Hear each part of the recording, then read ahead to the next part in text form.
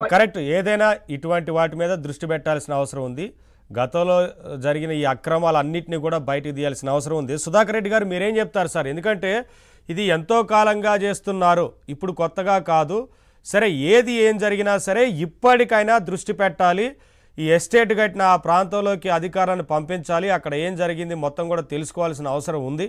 అలాగే ఇంకా ఎక్కడెక్కడ జరిగాయి ఈ అక్రమాలు, భూ ఆక్రమణలు ఎక్కడెక్కడ చేశారు, ఎక్కడెక్కడ అటవీ భూములు ఈ రకంగా దోచుకున్నారో వీటన్నిటి మీద దృష్టి పెట్టి చర్యలు తీసుకోవాలని కోరుతున్నారు ఎవరైనా సరే. సార్ అందరికీ నమస్కారం అండి. పవన్ కళ్యాణ్ గారికి హ్యాట్సాప్ అండి. ఎందుకంటే నా చిన్నప్పుడు నేను కూడా పల్లెటూరులో ఉన్నాను, అలాంటి అడవి ప్రాంతంలో ఉన్నాను. రామచంద్రారెడ్డి గారి ఎస్టేట్ నాకు తెలుసు. ఎందుకంటే నేను పుంగనూరు పరిశీలకుడిగా కూడా పనిచేశాను తెలుగుదేశం పార్టీలో, ఆ మంగళంపేట ప్రాంతంలో. ఇదంటే మీకు చెప్తే చంద్రబాబు నాయుడు గారి ఊరు నుంచి వెళ్తే ఆ మంగళంపేట వస్తుందండి, ఆ దగ్గరలో. ఇప్పుడు చూడండి, అక్కడ 100 ఎకరాలు అంటే 104 ఎకరాలు ఆయన ఆక్రమించి ఫెన్సింగ్ వేసుకోవడం వల్ల అక్కడ వాళ్ళు చేసే అరాచకాలు దురాగతాల వల్ల ఏనుగులు పల్లెల మీద పడుతున్నాయండి. నిన్న కూడా ఒక అతను చనిపోయాడు.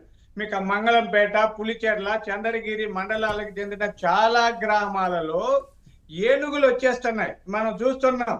పాపం పవన్ కళ్యాణ్ గారు బెంగుళూరు నుంచి కుంకి ఏనుగులు తెచ్చి ఏనుగుల దాడిని కూడా ఎదుర్కోవడానికి పనిచేస్తున్నారు. అలా ఆయన ప్రశంసించాలి. అలాగే చంద్రబాబు నాయుడు గారు కూడా ఇందాక రజనీ గారు చెప్పి తొలి నుంచి చెప్తున్నాడు, 29లో మనం గెలవాలంటే అక్రమాలు, అవినీతి వీటిని అరికట్టకపోతే మనం ప్రజల ముందుకు వెళ్ళలేమని చెప్తున్నారు. చాలా ఇప్పుడు పవన్ కళ్యాణ్ గారు ఏనుగుల విషయంలో మేము గమనిస్తున్నాం కదా, మొన్న వచ్చారు ఎర్రచందనం, ఆ డిపో అంతా మా ఇంటి దగ్గర, నా డిపో కూడా ఇవన్నీ చూశారు. ఆ కగారు తరహాలో అక్కడ ఎలాగైతే నక్సలైట్లు అణిచేయడానికి చేసాం, అలా ఎర్రచందనం దొంగలను కూడా అణిచేయడానికి చేస్తున్నాం అన్నది చాలా పెద్ద నిర్ణయం. అయితే ఈ రాజకీయ దొంగల్ని అరికట్టకపోతే, ఈ రాజకీయ దొంగలకి సహకరిస్తున్న రెవెన్యూ సిబ్బందిని అరికట్టకపోతే, అలాగే అటవీ శాఖ అవినీతి పరులను అరికట్టకపోతే, మనం ఏదో చెప్తాం కదా, కంచే చేను మేస్తే అరికట్టేది ఎవరు? పెద్దిరెడ్డి రామచంద్రారెడ్డి గారు విద్యార్థి దశ నుంచి, నాకు తెలిసి నాకు సీనియర్, నేను సోషియాలజీ, ఆయన సోషియాలజీ, ఎస్వి యూనివర్సిటీ, ఆయన చదువుకునేటప్పటి నుంచే మఠం భూముల మీద కన్నేశాడు. ఆయన రాజకీయాల్లోకి ఎందుకు వచ్చాడంటే సంపాదించాలి, విపరీతంగా సంపాదించాలి, వేల కోట్లు సంపాదించాలి. ఎందుకు సంపాదించాలి నాకు తెలియదు. మళ్ళీ అంటే దేవుణ్ణి మనం విమర్శించకూడదు, ఎప్పుడు మాల వేసి ఉంటాడు. సంవత్సరంలో సగం రోజులు అయ్యప్ప స్వామి మాల వేసి ఉంటారు. తీర్థాలు, ప్రసాదాలు, పూజలు, పునస్కారాలు చేస్తూ చెరువులు, కుంటలు, బావులు, మఠం భూములు, పేదల భూములు, అటవీ భూములన్నీ కబ్జా చేస్తుంటారు. చేసేది ఆయనే కాకుండా ఆయన భార్య పేరుతో, కొడుకు పేరుతో, వాళ్ళతో, అంటే జైలు అందరూ కలిపి ఉండాలి. నేను మొన్ననే చెప్పానండి, మిథున్ రెడ్డి గారు, ఆయన వాళ్ళ అబ్బాయి గారు ఎంపీగా 2 సార్లు, ఇప్పుడు 3వసారి కూడా గెలిచారు. హ్యాట్రిక్ సాధించిన వ్యక్తి కల్తీ సారా కేసులో జైల్లో ఉండి హీరో మాదిరి బయట ఆహాహా అంటే ఎంత సిగ్గు చేటండి.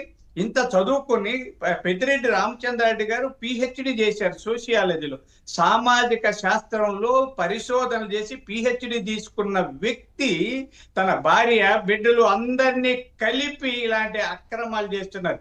పవన్ కళ్యాణ్ గారు చాలా మంచి పని చేశారు. ప్రభుత్వం వెంటనే పెద్దిరెడ్డి గారిని కూడా అరెస్ట్ చేయాలని, అరెస్ట్ చేయండి. చిన్న చిన్న కేసుల్లో, చిన్న చిత్కా కేసు వాడు కూడా, చిన్న జోబు దొంగను కూడా పట్టుకొచ్చి కూర్చోబెడుతున్నాం ఇప్పుడైతే. చాలా అలాంటిది పెద్దిరెడ్డి రామచంద్రారెడ్డి గారిని వదిలేయడం తప్పండి. ఇప్పటికైనా ప్రభుత్వం కట్టుదిట్టంగా తీసుకోవాలి సార్. ఇక్కడ అందరినీ, మేడం రజనీ గారు హైకోర్టులో కేసులు వేసినా కూడా అక్కడ కూడా ఏదో మేనేజ్ చేసే స్థితి. అంటే మనం కోర్టులు వాటిని విమర్శించకూడదు, కానీ అర్థం చేసుకోండి, ఈ వ్యవస్థలో అవినీతి అక్రమాల పందికొక్కులు చేరిపోయిన వ్యవస్థలో అక్రమాలు చేసేవాడికి ఎదురే లేదండి. మా చిన్నప్పుడు సిద్ధాంతాల కోసం, సమాజ సేవ కోసం రాజకీయాల్లోకి వచ్చేవాళ్ళం.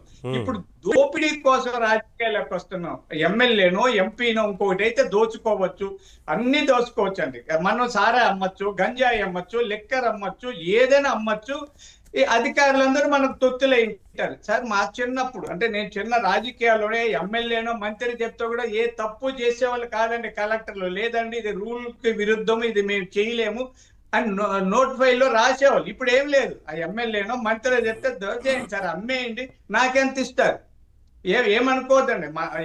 నేను కూడా తెలుగుదేశం పార్టీలో ఉన్నా.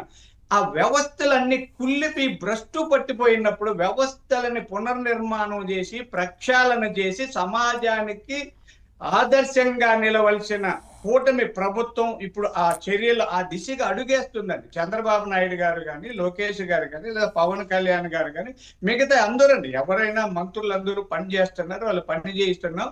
పెద్దిరెడ్డి రామచంద్రారెడ్డి గారిని తక్షణం అరెస్టు చేసి విచారించాలి. అధికారులని కట్టుదిట్టం చేసి వెంటనే స్వాధీనం చేసుకోండి సార్, స్వాధీనం చేసుకోండి. భూములు ఉన్నాయా, నీకు ఎక్కడుంది, ఇది పట్టా మీద అధికారులందరూ ఇరుక్కపోతారండి, జైలుకి వెళ్తారు. ఆ అక్రమాలు ఆయనకి ఎవరు ఇచ్చారు, ఆయన చేస్తుంటే ఎవరు అడ్డుకోలేదు. అటవీ శాఖ వాళ్ళకి తెలియదండి. మీరు ఒక చెట్టు మీరు చెప్పినట్టుగా ఇక్కడ అధికారుల పాత్ర కూడా బయటికి తీయాల్సిందే.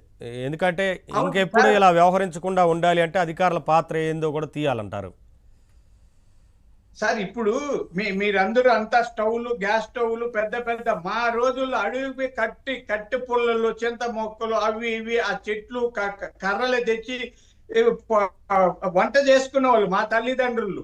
అలాంటి ఎవడైనా పోయి 4 కర్రలు కొట్టుకొచ్చినా లేదా మంచం కోసం 4 కాళ్ళు మంచం కోళ్ళు అవి తీసుకొస్తే వాడి మీద కేసు పెట్టి నిలబెడుతున్న అటవీ శాఖ ఈ రోజు ఏమైందంటే ఎర్రచందనం అమ్ముకో, భూములు కబ్జా చేసుకో, మా మామూలు ఎంత ఇస్తావు, నీకు ఎంత వస్తుంది, మాకు పర్సంటేజీలు తీసుకుని ఇలాంటి దొంగలు, దోపిడీదారులు, రాజకీయ అవినీతి పరులకు కొమ్ము కాసే